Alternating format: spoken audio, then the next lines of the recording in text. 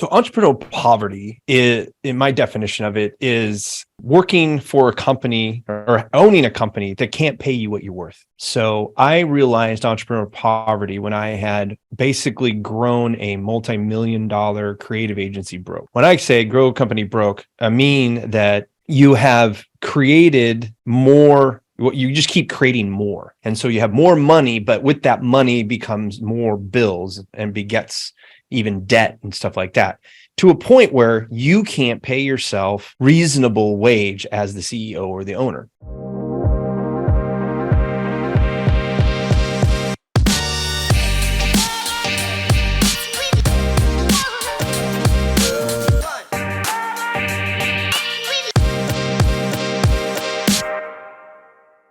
All right. Hey guys, welcome back to another episode of More Clients, Less Effort. Today, I'm joined by the amazing Michael Buzinski, who's a dedicated US Air Force veteran, lifelong entrepreneur, digital marketer, thought leader, and best-selling author. Michael's built several small businesses, 2 multi-million-dollar enterprises, and marketed over 1,200 companies in his career. He's a marketing visionary. Oh my God, you've been dubbed the marketing visionary by the American Marketing Association, and Michael's on a mission to eradicate entrepreneurial poverty. We're going to get into that in more detail. Your revenue approach to business helps business owners avoid time drain and frustration by managing profitable digital marketing campaigns. Michael, thanks for joining the show. Well, thank you very much for that wonderful introduction. A couple of cool things that came out of that I absolutely love. I mean, obviously, you've had a storied career in marketing and in the Air Force as well. A couple of things there I love. I want to pull these out and talk about these in a bit more detail, and then we'll jump back to how you got started. But talk to me about entrepreneurial poverty.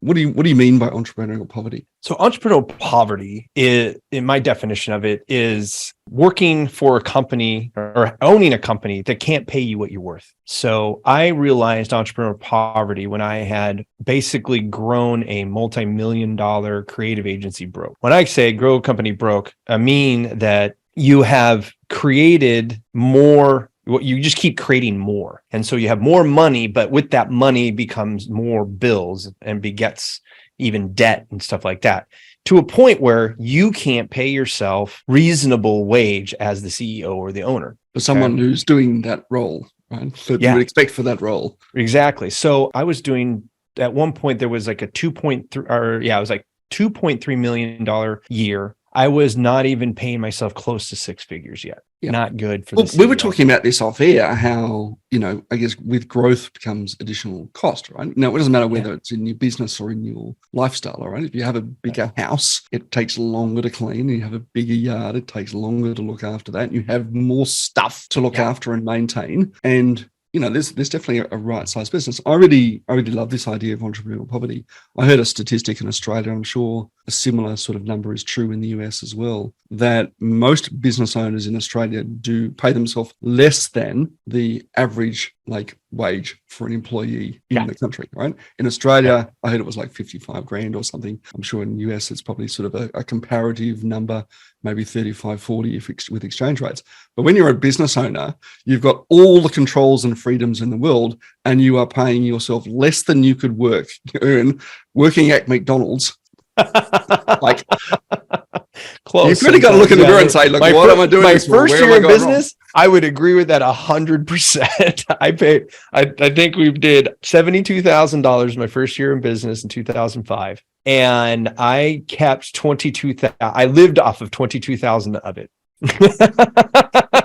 What am I doing? But the crazy thing is if you think about the percentages there, and you scale that to 2.3 million, and I think my salary was $65,000 that year. It doesn't scale the same way. That did not scale. It grew me broke because at $65,000 and I own I had this debt, business debt, and all these other things. I mean, I didn't have freedom. There was no entrepreneurial freedom. There was no financial freedom.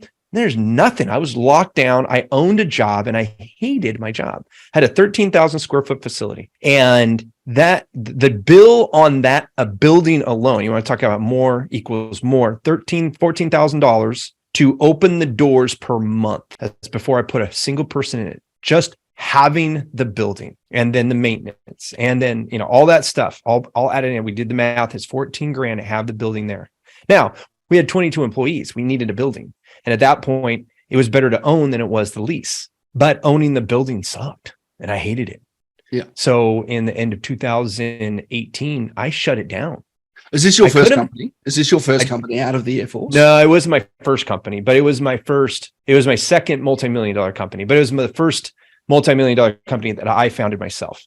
Yeah. So that was a 13-year run. It took me 11 years to get to $1 million in annual revenue, but only 2 years later did we hit 2 million. And then we had double figure year over year growth for 7 years straight. Majority of those were north of 25% increase year over year. But when we hit 1 million, it was like this hockey stick to the 2 million. But then once we hit that 2 million, those last few years there, it only got to about just shy of 2.4 million, I think is our best year. And it was because we didn't have the resources that we had when we had less money coming in. Because there's a point when you're growing a service-based business, everybody knows this, or should know this, the more you make, the more resources it takes to fulfill, right? So your margins actually become smaller the bigger you get, unless you scale. And so scaling is leveraging. And if you can't figure out how to leverage your resources, then more means more. And that creates diminishing returns. At some point, if I would have kept going in that trajectory, it would have went bankrupt. But I saved the company from going bankrupt by just closing the doors and restarting the business. It's interesting when you say that. We talk about growth and scale. I think a lot of people are kind of interested in growth, but growth is linear. It doesn't necessarily mean more profitability, does it? Right? No, what we really it doesn't. It usually goes this way: the revenue goes upwards, and the profitability starts to scale off and trail off. That's right.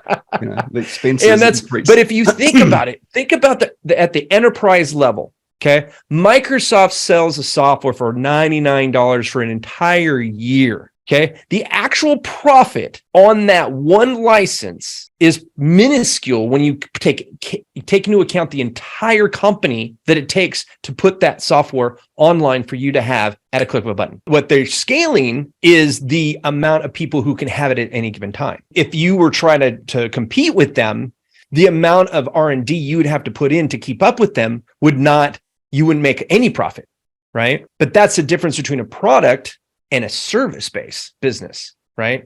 With services, you have human beings that have to serve or produce whatever is being sold. So in marketing, we have to create things, whether it be strategies, implementing tactics, assets, managing ad campaigns. All that stuff takes human interaction, right? Now, the trick then is to say, okay, once you get to a certain size, can you utilize technology to make your humans more efficient? That efficiency quotient is the scalability quotient. Yeah, you and I are both equally excited about coming out at the moment for that exact reason. And it doesn't replace the need for humans, but it does give us that scalability to actually go, I can now continue to scale without my profits sort of sliding off. So now my goal, I've seen as we grow businesses that there's if we look at sort of basic ratios to say, there's a cost of acquisition, there's a cost of delivery, there's a cost of business overhead, and there's the profit to the owner. What I see a lot of people miss as we scale their business is that we introduce this cost of management of our people, and we haven't really accounted for that cost of management as we scale, and that cost of management gets bigger and bigger and bigger and starts squeezing the only thing it can squeeze, which is the margins in your business. And so I'm glad you said that right there, because I literally just did this yesterday. So I am at that point where we're going from a team of 6 to a team of 8. Okay. So we're going to increase 33% of our overhead, technically the overhead, right? But we haven't sold 33% more. Now, with that said, I have built up reserves to take on those runways. But the sustainability of that meant that I had to go back to the drawing board and rework and basically reverse engineer what it would mean to have this next level of people to be in the mix, because they're not adding to the end product. but they're adding to the end cost. So I'm a big believer in Profit First by Mike Michalowicz. I think you and I have talked about that right there. And so I'm using a lot of what I've learned there to be able to basically, okay, what percentages should I be looking at? And then basically dissecting that and going, okay, how does that work? Then once I have those percentages and I go, okay, what's my average fulfillment cost? I can now take the variable of what my fulfillment percentage is in that whole equation, and then just divide my average per hour fulfillment cost by that percentage. And I have my retail price.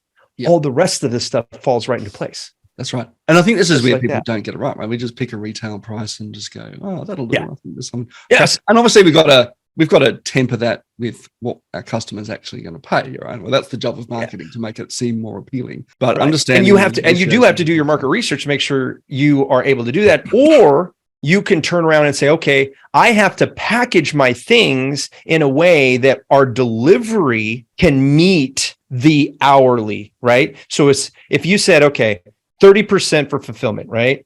But you can't, and you had, say, $50, right? So 30 of 50, let's just round numbers, that's $150 an hour, right? And your market will only bear, say, 125. That means you got to figure out how to make $50 an hour go farther so they can do more, so that $25 gap can still make your margins, because you've got to maintain those margins. That's where everybody stops. Everybody starts growing broke is by reducing their margins, thinking that, well, I'll be making more money, but you're making more money by doing more work, right? Because when you make less percentage on every dollar coming in the door, that means more dollars have to come in for you to make more money. Yeah. Well, it's, one of the reasons I'm not a huge fan of discounting for the same reason, because immediately you're giving away bottom line, right? You're giving away your margin. Yeah. Right. 100%.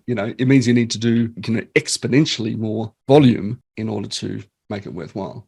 And talk to me more. If you can figure out the value, though, like people do, this is the problem, though. So many people in the service-based world charge by the hour and not by the value, right? We base our prices by an hourly construct, right? But when you start scaling, you find ways to add value without adding work. And that's where your profitability comes back into play, right? Software as a service. Both of us have CRMs. We get it, right? The CRM is something that once you've done the work once, and it's very easy to plug people into that system. That's leverage. And when you're done setting them up and they're off and running, it doesn't take a lot of human intervention to keep that motor running, little to none. Like I host websites. We had to get it to scale, before it really was making money, because we only could charge so much to manage a website, right? When there's only 10 websites, it was not very profitable. But once you get into the 100, 200, 300 websites, as we can spread the cost over all of those people, because there's a lot of fixed costs in there, right? And very small variable cost. Yeah. The cost of your accounting software doesn't really scale that much. The cost of your insurance doesn't really scale that much. How you've come up with this rule of 26.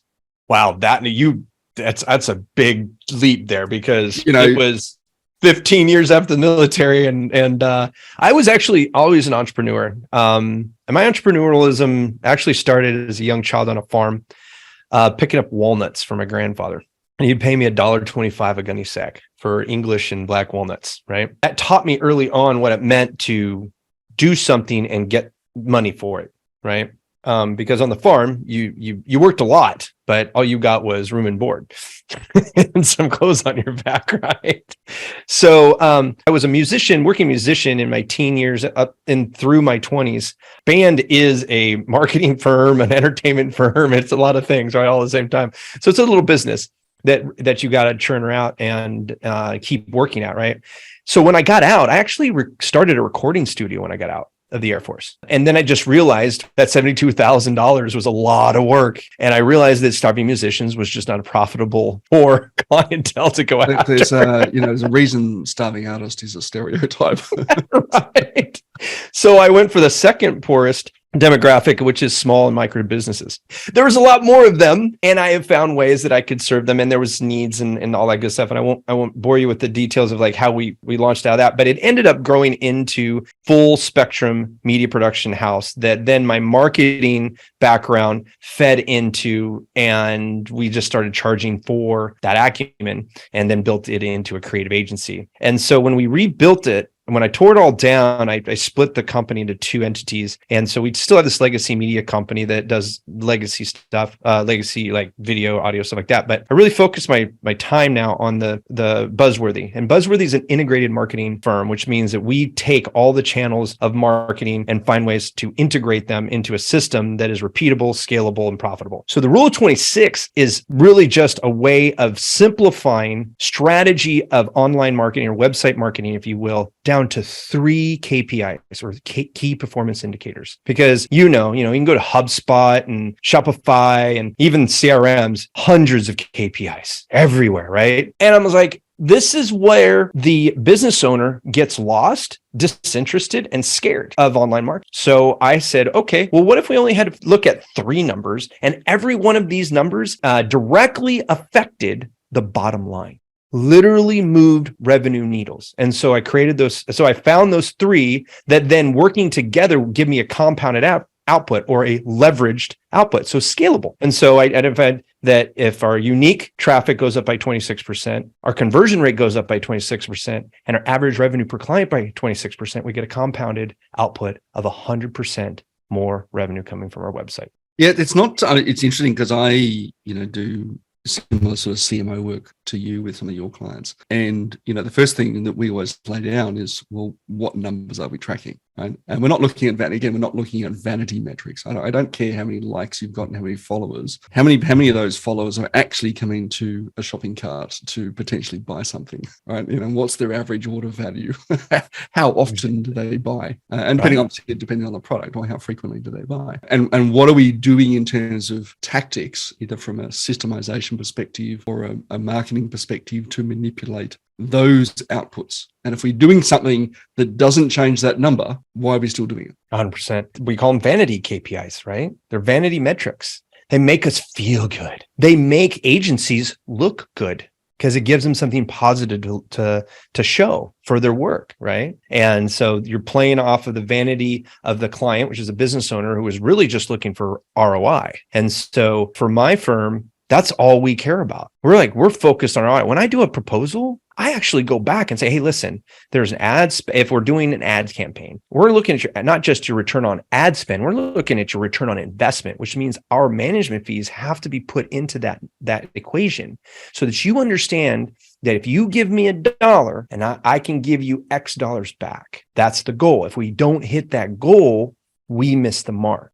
And that's the partnership that we bring in there. Because if I can tell you, hey, give me $1, I'll give you $1.25 back every time. How many dollars are you going to give me? It's interesting because I was having this very conversation with a client recently, and we were talking about advertising budget. And said, "What's your advertising budget?" And she said, "Oh, I'd probably have to cap it at $1,000 or $1,500 or something." But it is really important that we actually break that down and go, well, if I spend $1 in acquisition, how much does it make me?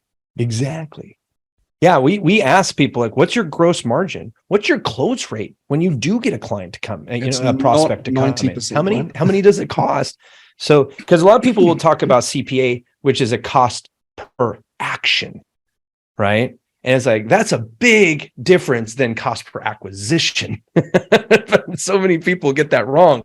And it's one of those it's a fancy way of hiding the truth from the end consumer, which is the business owner, which is the person who loses when the campaign loses, because the marketer gets paid regardless 99% of the time, right? That's because there's so many things outside. Like a lot of people say, well, Buzz, why don't you do, guarantees? It's like, there's no guarantees in marketing. And if anybody does give you a guarantee, guess what? They're rigging it to the house always wins, and they're rigging the game to their favor. That is not a good relationship to have with somebody. It's better to be very honest and say, hey, here's a worst case scenario, which, we could say worst case scenario is 0. And I've seen that once in 17 years, right? And it was something that was out of my control, but it was still, I was the marketer at the helm. So, they point the finger at the marketer and okay, you got to take the bruises. That's fine. Yep. I got a lot of wins, so I'm okay with it. Right. But I always tell people, like, let's look at the conservative numbers. And if we crush it, you're going to be that much happier. But if you can be happy with my conservative numbers, we're going to have a really good relationship. And for me, it takes the pressure off of you, the consumer, the client, right? If you don't have too big expectation, right? And a lot of people talk about, managing expectations. It's the numbers you have to manage. What they're seeing in their brain. I talk them down from that and down. Like, no, my close rate's 60%. I was like, okay, well, let's assume you only have a 20%. 1/3 of what you know you actually do. is. Right? And it probably is. But even if I tell them, like, if they actually know their numbers, like, yeah, well, a lot of contractors know their close rate. Like, we started working with a window replacement. Window replacement people know their numbers because it's all numbers, right? Our close rate is X. And I said, okay, I'm going to cut that in half and show you what these numbers look like. He's like, why would you do that in half? Just in case. What if all of the leads we get were crap? They're half as good as it used to be. So we'll take half of your close rate and then we'll plot these in with some conservative numbers on my side. Now, if we put these together, it still shows an ROI. Would you be happy with that ROI? And we looked at the profitability of those because they've got cost of goods sold, the cost of implementation. What is your gross profit at the end of the day? Every deal is worth around $6,000 to you in your pocket because the rest of that money goes to somebody else to get the windows in. So we did all the math there and there's like, that's the worst case scenario. Well, I can handle the bad scenario. So let's go. Done. It becomes very easy to sort of demonstrate. And I think that's, we have a responsibility as business owners, right? Providing services to clients to say, well, worst case scenario is this, is that still acceptable for you? And if it is, go ahead. Because if it's not, we're missing a whole bunch of other things, right? If we set the expectation way up here, like my inbox right now in both LinkedIn and particularly in Facebook is just chock full of people saying, I'm going to book you 45 meetings a day. I'm like, I'm doing the math in my head going, when am I going to sleep? Yeah, right. Like, I don't need that many. Like, I like this. I had one. He's like, I'll get you 15 appointments a month. I was like, okay, so that means you're going to get me 4 appointments a month because I just cut it in fourths. Because they don't know. And they're going to close at 60 to 80%. I'm going, holy crap, selling. What am I like? Yeah. Anyway, so you see this sort of stuff up all the time. And I think we do have, and certainly if you're considering working with a marketing agency, it's stuff you should ask. What's the worst case scenario? And if you're comfortable with that, then it's probably a good arrangement to have. I remember years ago, I used to work with, spent much of the noughties teaching marketing agencies what digital marketing actually was. And still remember seeing, the old school print people come in and they'd lay out your magazine spread and say, look how good your ad looks. Oh, God. Great. How many people turned to that page and actually took action on that particular thing? And I don't know. Right. Now, great thing about digital marketing is we can actually break down those numbers in a very, very strong way.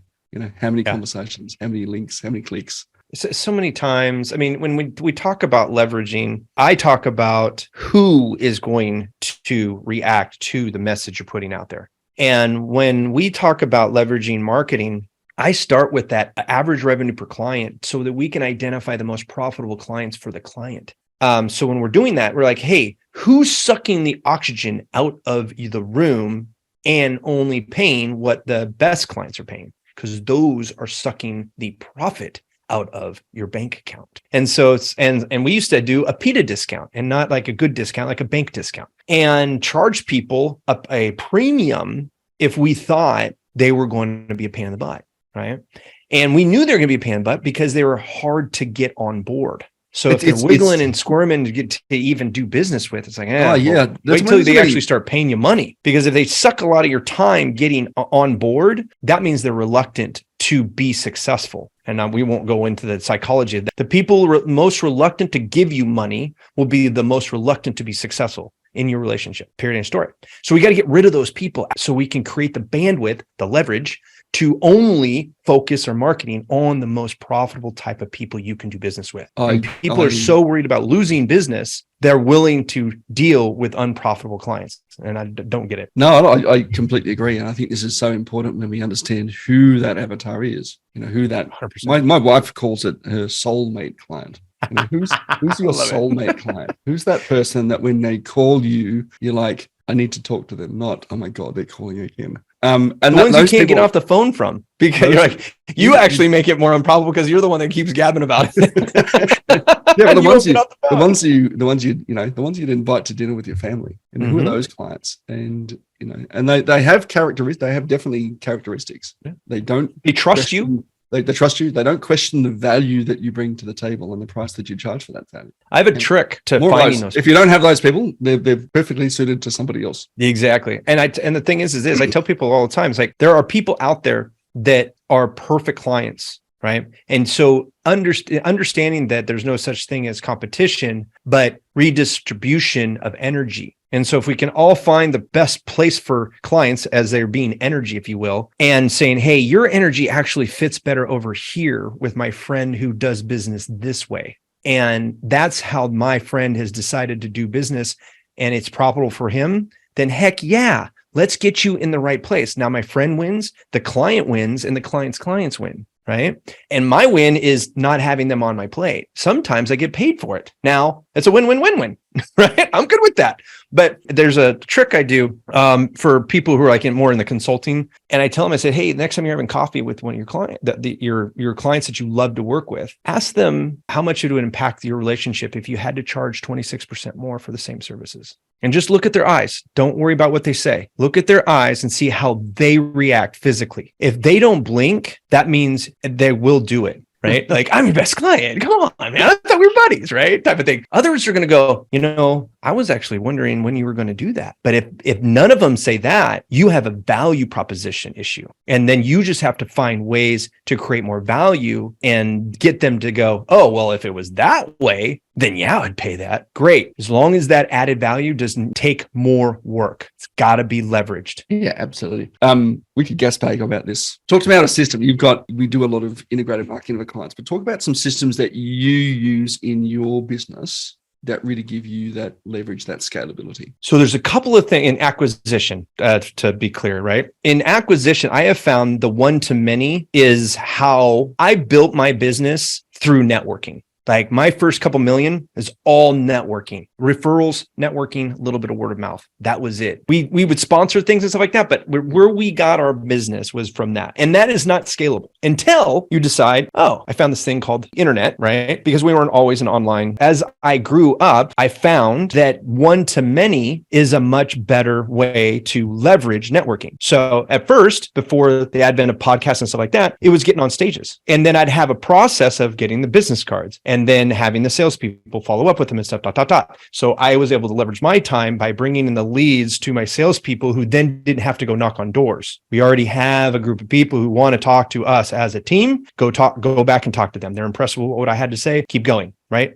Now with podcasts, I can leverage my one-to-many by being on podcasts, sharing knowledge. Every once in a while, I just had it this week where somebody heard me on a podcast. They found me on LinkedIn. They went into my system that then got them an interview with me, a discovery call. Just had that last night. And he's now wants me to be his fractional CMO. I did nothing except talk to a lot of people and never had to hear a no because the no's just never check in. And that's leveraging my time because that 1/2 hour, I talked to hundreds of people that I will never meet except for the one that counted, which is the one who called me. Actually, one of the reasons I love podcasts is the same reason, right? We get to share and educate. We have a lot of fun on things, sharing our knowledge. And oh, yeah.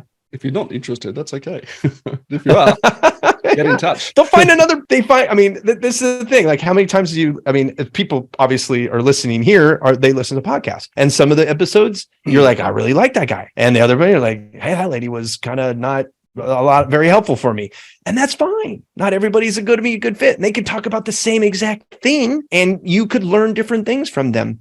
But it's the personality that we tie into as service-based businesses, and when we serve people, we're dealing with other people, and you have to like some element of them in order to work with them. And I think podcasts allow us to do a lot of that. I'm talking naturally. You're talking naturally. This is our personality. All right. So people are getting to know us without us looking at them and making them nervous, thinking that we're going to go sell them something. There's nothing to buy here. We're just having conversations. And if they hear something, they're like, I want to hear more about that. They'll reach out and say, hey, will you tell me a little more about the Rule of 26? Or can you tell me a little bit more about your CRM? Whatever that is, that's the whole point of this, is learn until you need more information. Yeah.